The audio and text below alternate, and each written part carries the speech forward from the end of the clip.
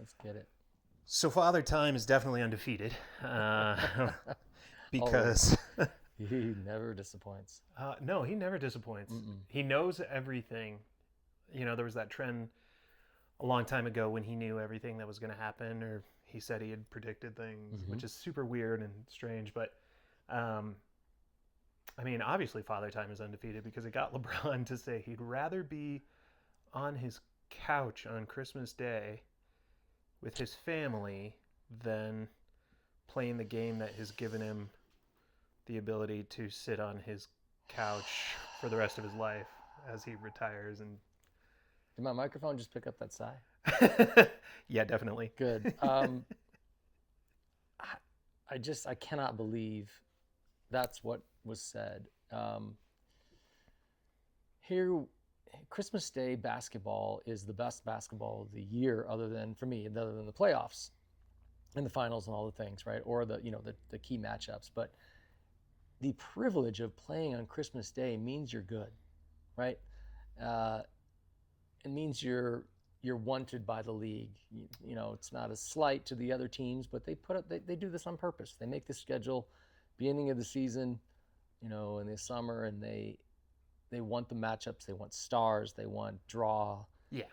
they want good games, and there's going to be a couple of games, on Christmas that will not be as good as they need to be, I guess, for viewers. There's going to be a couple blowouts, I think.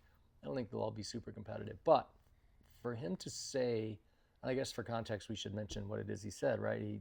Yeah. In the locker room last night or whatever, he did in context say, this is my 20th game, or maybe he did mention the length of time, but he just basically said, I want to be home with my family. And which I get. Look, yeah, listen, whatever, but this is the job. Yeah. I was sitting in the living room today with my friend, your friend David, and he was like, then don't play. Right. Then retire. Right. And I'll never disparage another player on this pod. I'm going to be as positive as I can. I want to be real, but I'm not going to throw anybody under the bus and have an opinion about somebody's lack of anything. However, I think that is a giant miss for the league. It tells me everything I need to know, or that I already knew about LeBron. That it's just a disappointing statement, truly. Well, and in terms of where he is too mentally too, it tells you everything you need to know. Yeah, it's completely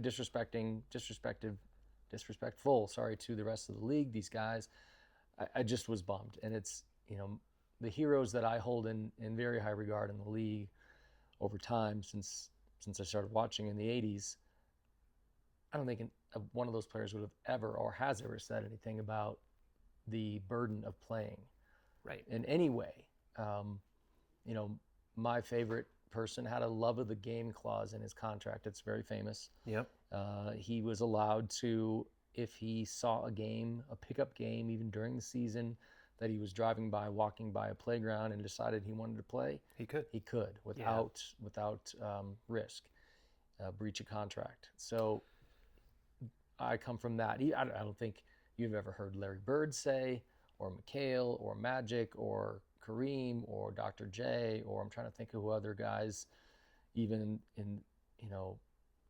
I was around Garnett, I was around, Tim Duncan, I was around all these guys. I think no one would have said a word. And I just don't know if LeBron understood. I guess my question would be, and this is, not that this is a live show, but viewers, I wish they could type in, how does it feel? Like, it's got to be a dent in the armor that he thinks he walks around with. So that's all I'll say. Yeah, and I think where I come from in regards to that is not only is it a huge slight towards players that are not him, that don't have his legacy, that are stoked to be playing on Christmas Day for maybe the first time in their career, or things like that. But it also is like a huge slap in the face to your average working individual who may also have to work on Christmas Day, Yeah. who would also really like to be at home with their family. Yeah, I think, and that's something that's one of those things I won't, yes, but these are not, I mean, again, that's the whole argument of a privileged athlete, right? That does, but Totally. to that point though, this goes even beyond privilege of the NBA. Like this is not privilege versus, working man. This Yeah. is privilege versus the other teams and players in the NBA, which to me is it's just it's tone deaf. It feels arrogant. It feels entitled. It feels all of the negative words you want to throw into, you know, even like modern players. Like I'll point to like Kevin Durant. I think he loves basketball. All the Yeah. young guys. You talk about all the young guys that are playing on Christmas Day as well. Cooper, Wemby, Yep. Shea, and all with Cleveland with oh gosh, I'm blanking on his name now, but all these other modern Spider? even veteran. Donovan? Yeah, sorry, Donovan Yeah. Mitchell. Even Donovan, you don't hear him say anything. Oh. Jalen Brunson, I'm sure, hasn't said anything.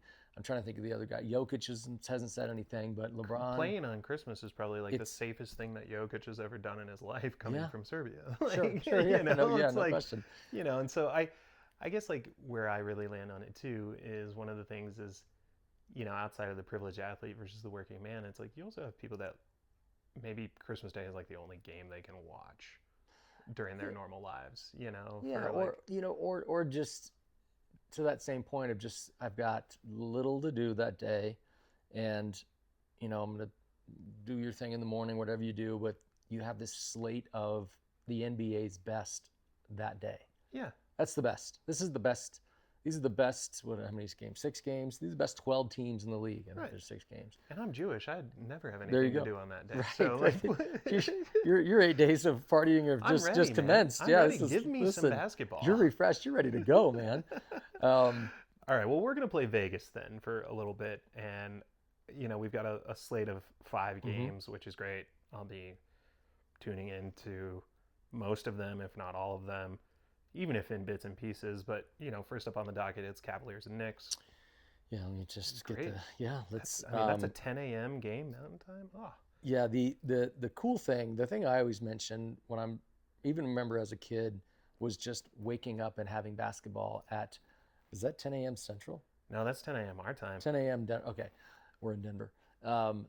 Yeah, great start. Let's go. Like Cleveland is down. They're not. Right now they're mid of the league in all the categories. They are right around 500. It's like they're 16-14. Mm-hmm. They've underachieved. Mobley is out. Mitchell is having a career year, but and Garland is out, I think. There's just no help, and so they are struggling a bit. And I have some personal connections to Cleveland, and I'd love to see them do well. And last year when they were thriving, I was pretty excited to see how they were embracing some new ideas that were added to the coaching staff. So that one's going to be, again, just a great start. That's, it's in the Garden. That's Christmas in the Garden is sort of nostalgic it's NBA cool. For me. It's really cool. Yeah. I've always had this, like if any dream job would come up, and I'm not a Knicks fan or Knicks person whatsoever, but a coaching sort of dream job, like a basketball coaching job would feel like the Knicks job. Like that would be, if you were to be like, what's like a, maybe it's Indiana where, the basketball is popular, invented in Massachusetts or KU or whatever. You're like, but what job in the NBA is like typical NBA coaching? To me, it's the Knicks. Knicks or the Celtics. And that's kind of how it feels. Everything else kind of feels after the Knicks and the Celtics. So, again, starting off the day with the Knicks, love it. They're playing great. Let's see, they're ranked, what are they, 4th in the league right now in terms of like team ratings and all the statistical categories. They're thriving. So, also, like, it's going to be fun. The Garden and the Knicks, it's always kind of this like, especially as we round into New Year, it's kind of this romanticized sort of feeling. And basketball in New York, it just very feels fun, right. very cool. Feels right. Yeah, yes, no question. It feels great. No question. Next up on the docket, we got Spurs and Thunder. I can't. wait. This is great. This is my favorite one. Yeah. And I posted something on TikTok where I mentioned the word little brother, that Spurs were essentially the little brother of the Oklahoma City Thunder for a number of reasons. They're close in proximity. They're both young teams. They both have, star-driven teams. And some guy completely came after me on TikTok. I didn't respond to the comments, but it was like, he basically was like, calm down on little brother. Like, basically, like I was over my skis saying that these two teams have anything to compare. And I couldn't disagree with him more. I didn't engage. But this is like the rivalry of the West. Like, these two teams are going to decide in the next couple of years. Now, Denver's obviously the second best team in the West. Houston's right there too. But I think San Antonio, and I said it, the playoffs are going to go through San Antonio somehow. Yeah. And having, with Wemby back and having both teams full roster, fully healthy, this I think will be the best game because, and as we're taping this tonight, they play their second game of the season. Yep. So they're playing game number 2, which they lost.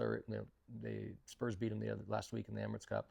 But now they're playing tonight. We'll see how tonight goes. Yeah. And they turn around in 2 days and play each other again. This is awesome. Right. Like, this is essentially almost like a playoff series. Like, and it's gonna get. I feel like it's gonna get a little chippy. I hope so. I could see it getting a little chippy. I want them to be.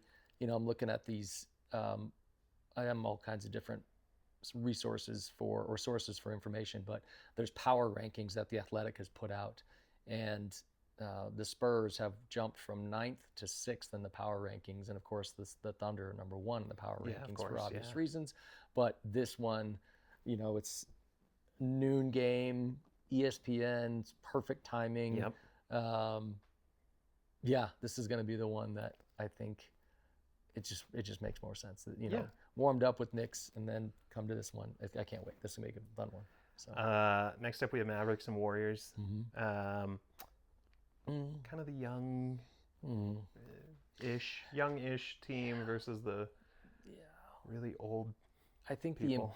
Both teams have this level of implosion right now. Yeah, they do. And I love watching the Warriors, but just last night, Draymond gets ran off the court by Coach Kerr. They got in an on-court sort of, confrontation. He's always been their level of implosion, though. He's their level of implosion. He's everybody's level of implosion. Right.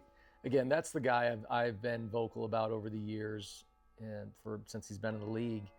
He's a menace, but I love that.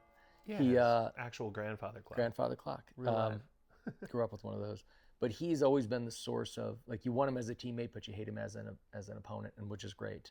And I do think he is, he contributes to winning as much as anybody else on that team. But there's something going on. I saw something today that he has 72 made field goals and 75 turnovers. That's a bad ratio. Oh my God. Bad ratio. You have more turnovers than shots made. Also, Jordan Poole doesn't like him as a teammate. So. Yeah. I'm glad he punched him. I mean, like, Draymond always seems to be like in recent memory, there hasn't been a season that I remember where there hasn't been something with him.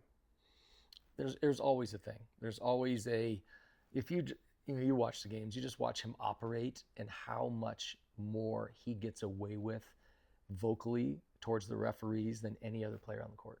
He is nonstop from the start, and even do you think the refs kind of have tuned him out a little bit, because they know? I think there's and I can't wait to talk about the referees eventually, but I do think they do officiate people different ways, and I think Draymond is smart enough to know what to say, what not to say, in terms of like a key word, like don't say this word or that word. I think that might get him tossed, but I think he's so good at, I'm going to just be loud and consistently loud and berate you until you kind of just relent.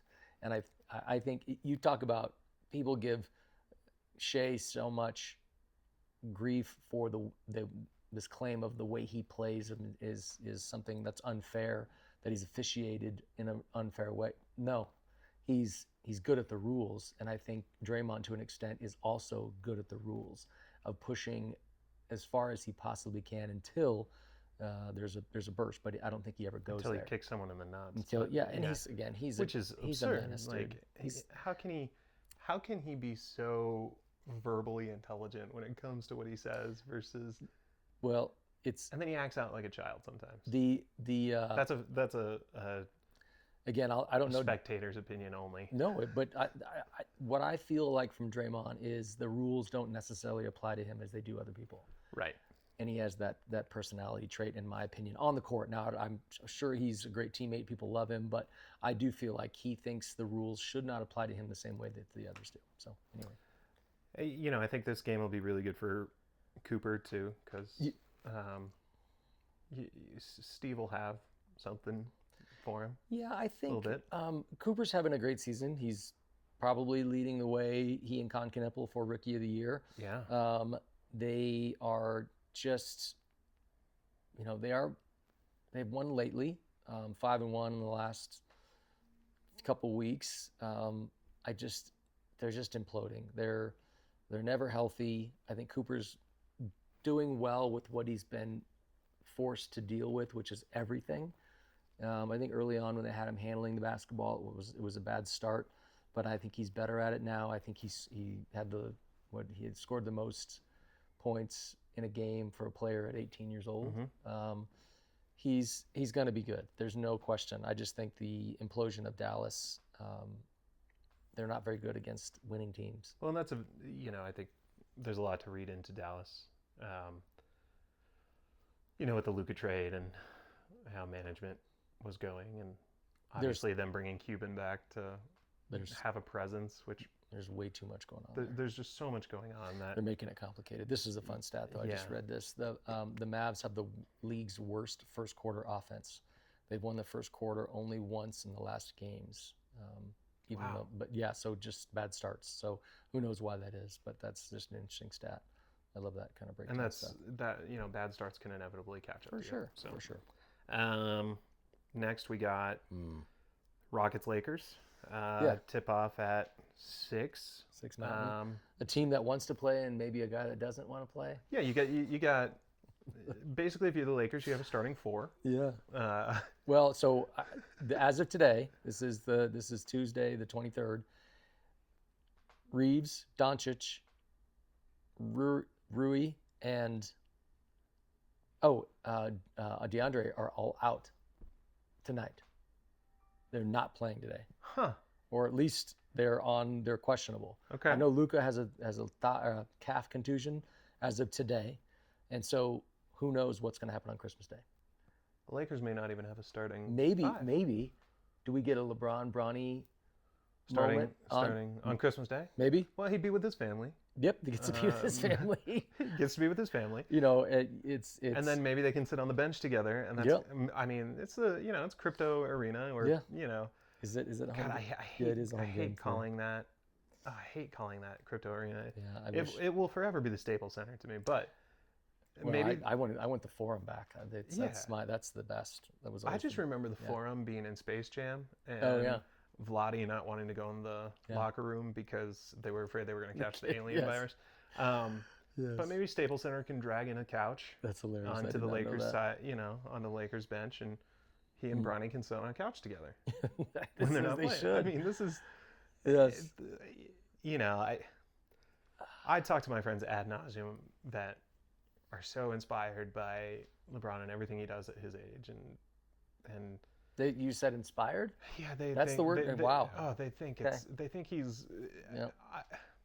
Look, we're never gonna do a GOAT episode. We're never going to. But I'm not going to. I always have to sit there and listen to. Oh, he is the best. He's the GOAT. I'm like, yeah, but he also throws tantrums really well too. And they're getting bad. There's so much more evidence, self-inflicted evidence per for example, his quote for not wanting to play or being home. There's so much more evidence that leads me to why I don't think he belongs in that conversation of the best ever. Just because I was listening to Mind the Game today with Steve Nash and LeBron, and whether it was planned or not, like the first 20, 30 minutes was basically Steve Nash talking about LeBron and breaking the scoring record and doing all these things. And sort of just how I've heard Jordan asked about who's the greatest player ever, he's never been anointed.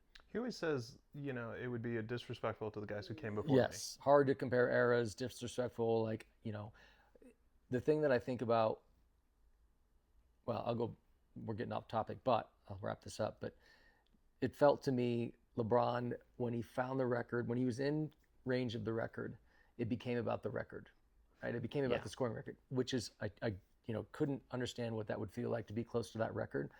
But I don't know if, maybe he never said it publicly, but like Jordan has never mentioned, oh, I'm this number on the scoring record. I need to get this many points to get the net. Right. Nope, it was winning.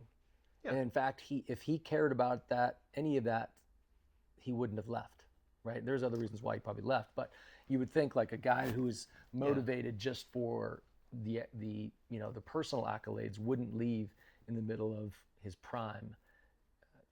Jordan wanted to win, in my opinion. I would fight anybody that wants to talk about it. Like, all he cared about was winning. The Last Dance talked about it. Like, he was a menace in winning. He was even to his own teammates. Even to his own teammates. Yeah. And so for LeBron to mention that stuff like that, that sort of rubbed me the wrong way on that podcast when they talked about that. Where, again, it was just about, I don't know. I recommend people listening to Mind the Game podcast with Steve Nash. I love Nash.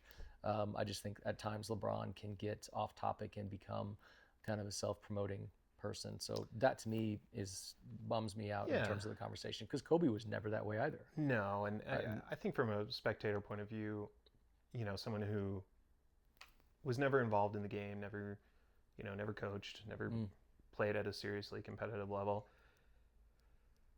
but you understand sport, you get it, having been an athlete with a pretty seriously successful background in my own lane, what I do see this year, and I think the Rockets are going to win this game anyway, but I do too. And what I do see this year out of LeBron is almost like the inability to accept that father time is winning, because he's not getting the same calls he would normally get. He gets breathed on, and he's throwing himself to the ground. He's going to hurt himself throwing himself to the ground. I do think he sees it. I think he's feeling it, whether he wants to admit it or not. I think just a couple things he's done lately where he's kind of mentioned in passing, like, oh, not going to get to Toronto again, not going to get to Philly again. Yeah. Kind of these words of like, and now I thought he was going to wait till Bryce came out, but it doesn't look like Bryce is going to be ready for the NBA anytime soon. But no. I thought that was something he was going to try. Now, I'm not saying he's retiring.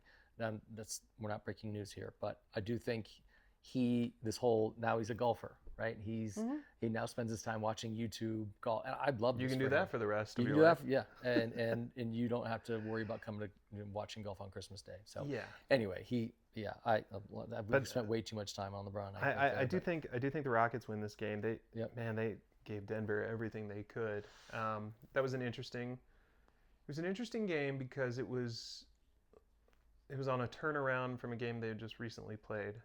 Almost back to back. Yeah, Ime Udoka had some choice words for the officiating. Yep. We're back into the officiating situation. Yep. But, and you could almost tell immediately that I think the whistle stunk for both teams Friday night. Like in a seriously, like, Ime Udoka went out and complained about a ref crew and said, I don't even know how these people have jobs or how they're out there, in so many words. And then it's almost like the NBA rewarded him with an even worse crew the next time around. And then Adelman got tossed. Which, good for Adelman, because it was interesting to see out of him. Very much less tantrum-like than Malone used to be. It was more like it had a different vibe to it. I think his personality, and not knowing him very well, but just watching him over the years and guys that I know that know him, but he kind of operates. He's authentic, I believe. Yeah. I believe he's, and I think Malone was authentic too by his, flying off the handle a bit, his extremes. But I think Adelman uses information really well. Like, this is what I saw.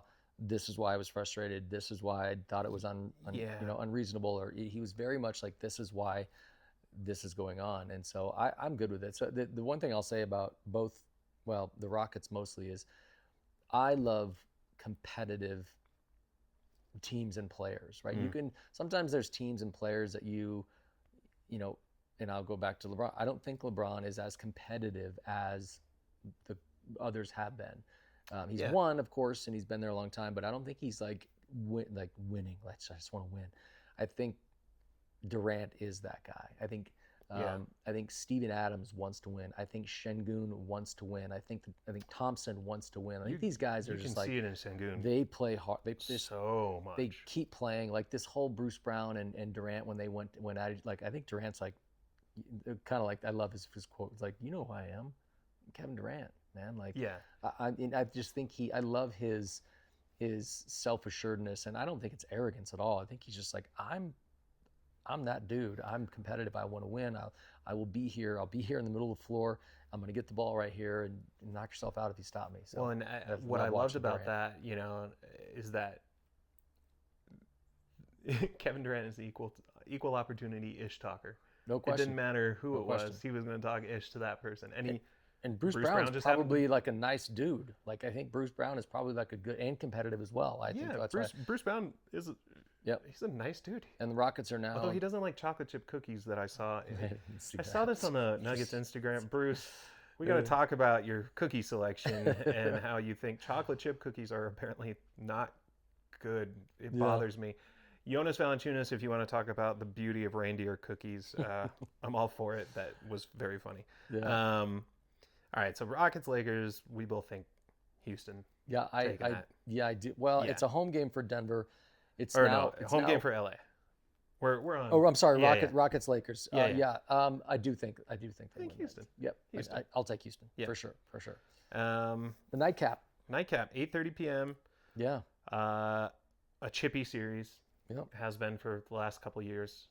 Both teams don't like each other particularly. The Wolves and the Nuggets. Wolves perpetually just seem built to beat Denver and nobody else. Denver's still without Christian Brown and Aaron Gordon, but got Peyton Watson and Julian Strawther back. Well, they are quietly the second best team in the league without two starters. Yep. So I think that's a giant, like, wait till they come back. And I think Christian Brown is on his way back. He's dunking in warm-ups and practices, is what I've heard and seen. I hope so. It's always a toss-up for me. Because of recent success, I tend to lean towards the fact that the Wolves have a chance to win these games always, because apparently anytime they play Denver, their entire lineup just turns into a bunch of Steph Currys and never misses from three. I think that's sort of, Minnesota's MO has been playing good, sometimes playing bad other times, right? Like it's kind of, and to me, it's probably the way they shoot it. I think Anthony Edwards relies heavily on the jump shot, which is fine, but almost too much so. And I just don't see them, they're going to beat some teams they're not supposed to. They're going to lose to some teams they're not supposed to. Yeah, they beat OKC the other night. Yeah, but 17-9 for them is really good. I think that's about where I had them, kind of preseason. They make the playoffs. They're in the mix. They're good enough to, like with Denver's kind of kryptonite, they just had some trouble. Denver's always had trouble with them. But, I think this one's going to be fun. I think home, because it's home, I think Denver gets them. But I think this is going to be another one of those competitive games where I think Anthony Edwards is a competitor. Jokic clearly is. I think the guys that are filled the spots for Denver, we talked about one of them last week's pod, is Spencer Jones. And he and Peyton Watson have made them just kind of not miss a beat. Like, one of the things and this is the bench now, so the bench is totally different, but their bench last year was poor. They were 22nd in bench play last year. Now they're 5th. So they have the 5th best backups in the league. Well, a lot of that with Hardaway and Valanciunas. Like they just and you saw it, like you could call that in the summer when they did all the trades. You're like, okay, the bench is much better, and they have proven it. So I think Denver is because we're a Denver-based podcast, I try not to touch on them as much, but refer back to a couple weeks ago we did a Jokic appreciation pod. There you go. Yes. But very much appreciate how he plays and who he is. But I do think Denver gets Minnesota. So you got Denver winning this. I do. I think I do. this is games like this are where Denver misses Christian Brown a lot because Anthony Edwards hates being defended by Christian Brown. Yeah. Well, so this is And where he might also hate being defended by Spencer Jones. I was just gonna say this. Spencer Jones is a very capable replacement for that person. Now, we're gonna do an episode on terms that I hate in the NBA because it's just so reductive. But people say this thing called a 3-and-D guy, and I cannot stand that label of a player that is so lazy to say that he's a 3-and-D guy. You heard that somewhere on some coach might have said that, and like, oh, he's a 3-and-D guy. Like, no, he's not. He's far more than that. He's physical. He's a screener. He's a decision maker. He makes open threes, even though his shot mechanics look really wonky. They look. There's this. It is the craziest thing. I thought when I first saw him shoot it, there was the shot that he made in the corner to I think it was to beat, in the overtime against Houston, and his arm went sideways when it went up in the air, and I was like, did he get fouled? And then I was like, oh no, that's just how he shoots it. It's kind of his whole body moves to the left, I think it is. Anyway, it doesn't matter. But I was just like, oh my god. But he went to Stanford, so he's smart. Smart kid. But no, I think to reduce anyone that plays in the league that maybe has a role that is smaller than others, and to say that he is this 3-and-D, which I hate that term. It's just so reductive. Do better at evaluating what a player is, what his abilities are. He's really, and his offense has really come on. He's great. Like, he's been. They're not going to run plays for him. He's going to space the floor correctly. He's going to move correctly. He's going to cut correctly. He shoots it. It's almost like I tell the players I work with all the time, if you're open, especially if we run a play for you, or if we run a play and you happen to catch the basketball and you're open and you don't shoot it, that's the selfish play. Rather than some people are like, oh, you shot it, that's a selfish play. Like you took like if you take a bad shot, yes, that is a selfish play. It can be a selfish play. But if we move the basketball and run a play or do some action and you end up open with the basketball, you have to shoot it. That's your job. And it's just different the way we used to play basketball. Anyway, Spencer Jones is that guy. I really like Spencer Jones. Anyway. Yeah, and I think, like, yes, he's been a serviceable defender for Denver while Christian Brown's been out. He's huge. Yeah, it's been fun to watch him grow. You can see Jokic starting to trust him more. Like Jokic actively looking for him too in moments, which is very fun. Okay, so we've got Cavaliers, Knicks. I think ultimately New York probably comes away with that one. I do. I think they're rolling right now. Yeah. Cavaliers are not great. Mobley's not playing, so yeah. I'm gonna pick the Spurs. Okay. To beat the Thunder. Okay. Just because. I'm gonna wait till tonight. It's a miracle, man. To see what happens it's a Christmas tonight. Miracle. It could be. Listen, it could be the Wemby coming out party. I got Warriors beating the Mavs. Yep. Rockets beating the Lakers. Yep. And you got Nuggets beating the Wolves. Denver beating Minnesota. I'm afraid. I just trap game. Yeah, I mean, and Denver had a nice palate cleanser the other night, beating Utah. Yep. They waxed them, playing a rest.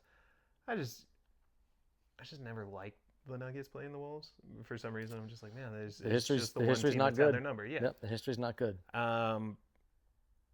So my heart is gonna say Denver, but my brain is like, listen, might be Minnesota. the winner, Thursday's winner is the fan, is the casual fan, the committed fan, the obsessed fan. Thursday's winner is the league, the families at home sitting around watching NBA all day long. Yes. That's the winner, right? Like none of these games matter. They really don't.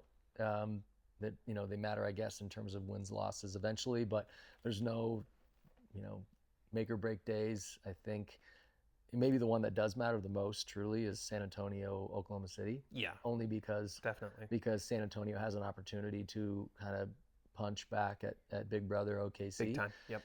Yep. And I think the rest of it is a little irrelevant.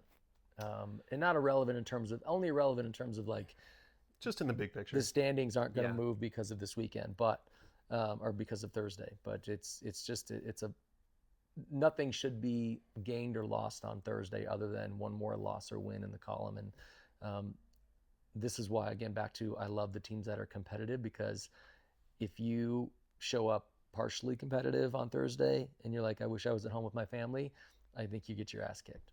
And that's the fun thing for me is to watch those teams.